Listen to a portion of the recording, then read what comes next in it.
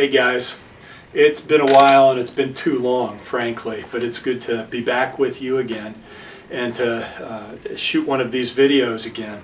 I was going to say thanks to you first off for having prayed for me and my family, for my mom and for my dad over the summer, and you will have heard by now probably that he died actually on July 13.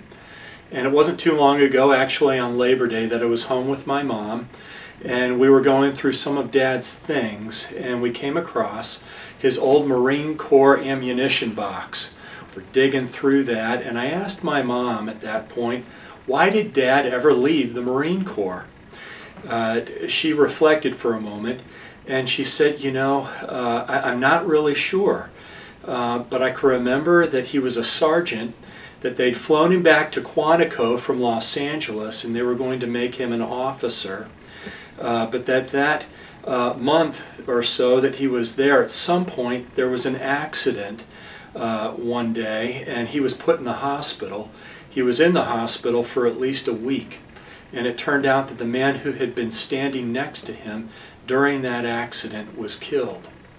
And she said, I think that your dad found that hard to take. He didn't want to sign up for a life of that kind of thing, or at least a life where that could happen potentially to him and to our family. And so guys, here's what has occurred to me since. Would you see that, and do I see that as a kind of weakness in my dad, as almost an expression of his inadequacy? He didn't feel up to it, and so he left the Marine Corps. On October 6th, we're going to be talking about issues of inadequacy that we as men feel. In our culture, so often, those sorts of feelings, I think, are reinforced. I mean, we can hardly look at a sitcom for 10 minutes on TV without seeing men represented as idiotic or as dolts, and so often even represented as jerks. That makes me angry at times, but because I do feel my own shortcomings. I feel my weaknesses.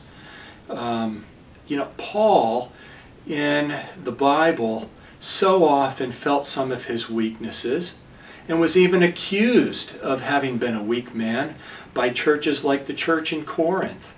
And so on October 6th, we want to take a look at what it was that came Paul's way, what it is that comes our way as we struggle with issues of inadequacy.